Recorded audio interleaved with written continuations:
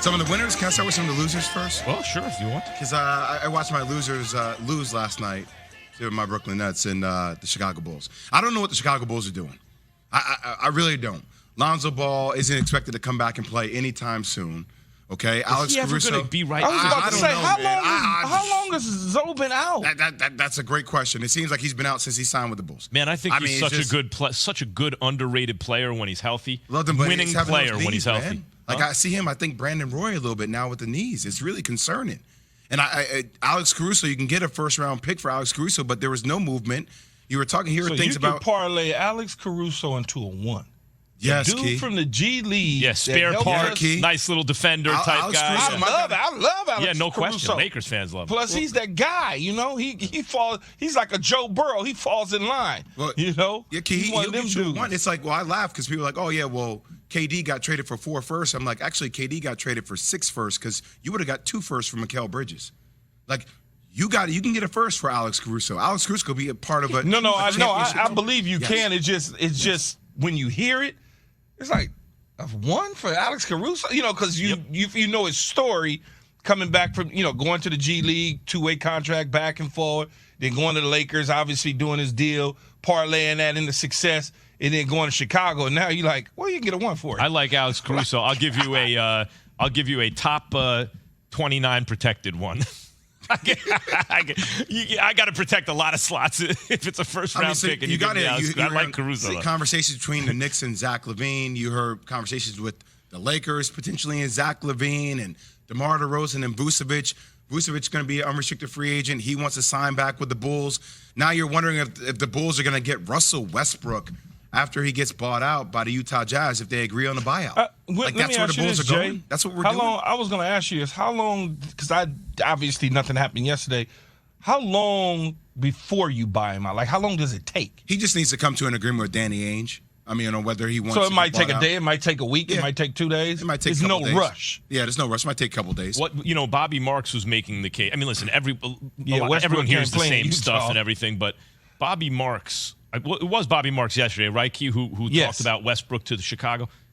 It does make some sense, Jay, in the sense that if there is, as Bobby said, a malaise there, and you need a dude to kind of energize things for 30 games. I mean, I'll take a swing at it. I just don't see that fixing anything long term. Yeah, but if I'm Westbrook, but that doesn't fix anything but if I'm Westbrook anyway, I'm not going to Chicago. I'm trying to go somewhere. I got to get a ring, Max. Yeah, if you're Westbrook, I get it, and I know we had this conversation yesterday about Brooke. Go somewhere where you can be a veteran leader, but you also got a chance to win. Yeah, they need a punch. Someone who needs a punch off the bench. Yeah, exactly. I mean, heat it up. Because money, that's not, you're not chasing money, clearly. Let's chase the ring now. But, Key, the only thing about Russ being a punch off the bench is he has to look at those starting 5 and think that, like, he's not better than them or understand or just accept that role, which I'm not sure Russ is going to do. But if I'm bringing you into a championship team. Yeah, what are championship teams, though, Key? But you know what I would say? Okay, championship teams to me are. They're not going to – those teams aren't going to – there's not going to be a fit for Russ in those championship teams. Like a championship team to me would be, can he do something culturally with Miami? Can he – the Clippers? Can he help that situation in them needing a point guard? Can he do that? Clippers make some sense. But y'all, the Clippers had the same issue with John Wall, though. It's the same thing. The Clippers need like a floor general. Yeah. And Keith, what do we talk about every time we saw Russ play, man? He'd be moving 1,000 miles per hour all the time. Like, Russ isn't saying, that, let's calm it down, let's get a possession here. He's not thinking through the game. He's more of a react. You know, if he played receiver, he'd be fired. Man, what I would say to Russell Westbrook is the cautionary tale for Westbrook is Carmelo Anthony, who hit a dry spot in his career because he was slow to accept a changing role. And I feel like if you go back, and part of the ego is the reason you become a great player, right? But if you go back and Carmelo would have negotiated that part of his career better in his own mind, like gotten out ahead of that, Jay, then he wouldn't have hit that spot, right? He could have transitioned to a great second unit player. And Westbrook, to me, he's probably already been there for a minute. So speaking of, we talk about him being on Miami, Key, like I have Miami as a loser in this. So I don't know what Miami's doing. Like Miami essentially had shipped out Dwayne Dedmon in a second-round pick for cash. right? But they're one of those teams that you feel like they've been to the NBA Finals, right? Eastern Conference Finals, but it just feels like they're stuck with this Jimmy Butler, Tyler Hero, Bam Adebayo, where there's nothing that can get them to the next level as it relates to where Philly, Milwaukee, and Boston are. So maybe that could be a fit for Russ. Another team I had they're not losers. I'm just confused to what the moves are. I thought they were going to be the biggest sellers, and they end up being a buyer. The Toronto Raptors. They're going to sell OG Anunoby. Nope, nothing happened. No first-round picks. They're going to sell Fred VanVleet. Nope, no first-round picks. Like, what are you doing? Scotty Barnes they're holding on to. Pascal Siakam they're holding on to. They bring in Jakob Poeltl. I know that they needed a center, right? But he's going to be an unrestricted free agent. Both Fred VanVleet and you think about, I'm drawing a blank on his name right now, and Gary Trent Jr., they're going to opt out. They're going to be unrestricted free agents. You're going to have to pay them. Question. And Jakob Poeltl at the same time. Question, Jay, about that. No one is infallible, right? Like, you can criticize anyone. I don't care how great they are and what their track record is. But there are some people infallible, meaning they don't make mistakes. Yeah. SAT word. No, he said it so fast. The point is that there are some guys, though, where their track record tells you they might be up to. Like when people say, "Hey, Max, what do you think the Giants should do?" Ujiri, yes. I'm like, you know what? They know better. That's why I said I'm confused. Masai Ujiri. I said confused. Confused as opposed to like, oh, what are they doing? It's like more like, hey, what is he up to? Right? Hey, he's got to have a plan. Let me ask you this though, real quick. Can Russ help Dallas in the second unit with a guy like Jason Kidd? That's especially when you, let's say, for instance, you need to rest up Luka, you need to rest up Kyrie, 6, 7, 8, 10 minutes, whatever the number is, and now you got Westbrook being the floor general.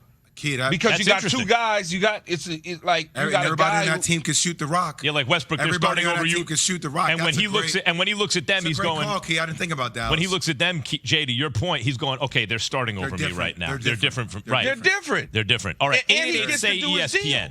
How's that? Westbrook to Dallas. People with that? 888 say ESPN. We are presented by Progressive Insurance. Did KD cost the Lakers Kyrie? But first, Key has this from Granger. For all the ones who get it done. It bumps the NBA off the headlines. Like but Mahomes this week, winning MVP? Yeah, right. Something like that. That's a pretty big one. But this week it was the opposite. I know it took a big things for the NBA to bump the NFL, but it did. It bumped it in terms of coverage. See, it didn't really, and I hate to poo-poo it, it didn't really bump it because today is really the juice day. The juice day for the NFL is Friday and Saturday, the hype, the build-up. When you got 2 weeks of trying to figure out what to do, the NBA, the good thing about it is because it's 18 games now, 17 games in 18 weeks, they can push that thing back so the NBA actually does not get buried in the course of the Super Bowl, but at the same time, they got their own little space for about 3 days during the trade deadline. Yeah. But see, Key, I look at the NBA is built for social media. So, like on Twitter, it just erupts. It goes crazy. And I actually think this helps the NFL, right? Because that 2 week in between period, man, you could talk about the NFL, like the Super Bowl game for so long before you like, all right, tell me another detail. You done ran out of how many times. You start trying to come up with. God. Is Mahomes' right toe bigger than Hurts' left? Like, man, y'all stretching. So now actually gives us a chance for the next 2 days to get deep into the trenches on the matchups and the bigger schemes of the game. But I'm glad you'll be working over the next 2 days. This is how I judge it. You have a rundown. In this business, folks, called a rundown. You get together, you figure out what you're going to be talking about this block at this time on TV and radio. And I noticed all week rundowns got torn up because there was NBA breaking news. That's what I mean by bumping something off so-called front page or the A block in TV or whatever. The lead story. I wonder if AD didn't get moved. But if he did, what would we be talking about for most of these 4 hours? Anthony Davis. Yes. Anthony it didn't Davis happen, but stuff like that was happening all week. Anyway, the trade deadline came and went 3 p.m. yesterday. 11 players were traded back to a team that they had previously played with. Hello, Gary Payton II.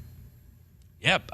Even back to the Warriors. Should have re-signed him right then. D'Angelo Russell, who they used the second overall pick on. Like the Lakers went all and moved so many pieces to get Anthony Davis, right? and now are reacquiring some of the pieces that moved in all of that. And looks like they got better to me, the Lakers, for sure. Yeah, they got a little bit better. Yeah, a lot better. A little bit better, man. They still gonna be what, the 6, 7, 8, as opposed to the play-in, though. They may have been headed for the play-in. Oh. I mean, they could still be a play-in, Yeah, but not if you're 6. Well, our 6s are the high, though, Max. Yeah. That's high. That's ambitious. Yes. So, I know we'll get into winners and losers of the trade deadline, but, one of the things that really stood out to me yesterday was 44 second-rounders were traded for. 44. Just yesterday, second-round picks got dealt. Like, you had Jay Crowder go for 5 second-rounders. You had Sadiq Bey go for 5 second-rounders. Like, look at you. Well, You're what does that say, Bey. though, Who the Jay? hell? 5 second. But let me ask What you does that say, though, Jay? Like, Well, it's one of these things, Key, where you feel like I don't think teams know what to do with because they're not sure about what the value is going to have. But here are some guys that were second-rounders in the draft. Nikola Jokic was a second-rounder. Chris Middleton was a second-rounder. Draymond Green, Manu Ginobili, Gilbert Arenas, Marc Gasol, Jalen Brunson, who just got paid $100+ million for the New York Knicks. You can find those. So there's real value. There is if you found the right spot, but it's pretty much going to be used for other picks down the line. Hey, do you think Giannis is on the brink? Because Kareem, I saw on social media, Kareem was talking about, man, I feel Giannis makes me feel like I'm overcoached because it was like, don't ever try to take the ball up the floor off, don't grab the rebound and go. And I watch Giannis do it, and, he's giving Giannis his props. But, like, with all the hype about what's going on and with all the hype around the Celtics this year because they've been playing so well, and Tatum and Brown, man, Giannis, when he has his crew healthy, still going to be the best player on the floor maybe every night, right? Especially if he has a crew with him. They get Jay Crowder for those second-rounders. You were just talking about how many teams could use Jay Crowder yesterday, Jay. Does Crowder on the Bucks make them now the favorites in your estimate, in estimation in the East? I still think the Celtics are going to be the favorite, but that's going to be a dogfight between those two teams. Like, I think those two teams are the best two teams in the Eastern Conference. I have the Philadelphia 76ers on the outside looking in from those two teams. But when the Bucks won it a couple of years ago, who was the difference maker on that team? P.J. Tucker. P.J. Tucker's no longer there. Right? He's in Philly. Jay Crowder is that same type of role guy who can make threes and also takes the best defensive assignment and also hasn't played this season. So he's going to be healthier. He's going to be fresher. Once he gets his sea legs back together, they're going to have a chance to be one of the most complete teams in the NBA. I got to tell you, I think I like the Bucks now off that move. I think that's in the East or just in general? No, in the East, I'm talking about, I have to think about in general, but in the East, I think I like I think when you have evenly matched teams, and with this move, they're kind of evenly matched. If the Bucks are healthy, I like the team with the best player. I think Giannis is better than Tatum or Brown. Well, different better. Yes, one guy's a big, another, so it's different. It'll be interesting because the Bucks' problem is health. Can Drew Holiday stay healthy? Can Middleton stay healthy? That's their biggest issue, right? I mean, if they stay healthy, then I think that, like, losing P.J. Tucker, which was a veteran, like one of those nasty, in-your-face, hustle and bustle type guys. Great locker room guy. Yeah, great locker. May not fill it up, but then they get Jay Crowder now. That's the same kind of, like Jay said, same kind of player. And let's just see how he fits in that role now with Milwaukee. Will he be the same type of guy that Tucker was? Remember when John Morant was talking about they're the best in the West and it's easy? Like, remember, like, oh, yeah, everybody kept, whoa, okay, Western Conference. Like, Memphis didn't really make any moves, and everybody kind of jumped, right? And think about Golden State for a second. I'm just going to say this. So Steph is out right now. When Steph comes back, one of the difference makers on that team was Gary Payton II with the kind of pressure he always applied on the ball defensively. And there was a lot of that identity from the guard perspective, defensive perspective that Golden State does not have this year. They did not get with Dante DiVincenzo, right? So now you add him back to the table, and they traded the second pick in the draft. James Wiseman is on the Detroit Pistons. For the Warriors, that pick was a bust. I'm not saying James Wiseman. We'll see what happens. I know you guys don't like the word bust, but you spend the second pick on the draft, and this is what happens when you're hoping. I'm not going to say it's a bust. But you're I'm not going to say hoping it's a bust. You draft the guy hoping to transition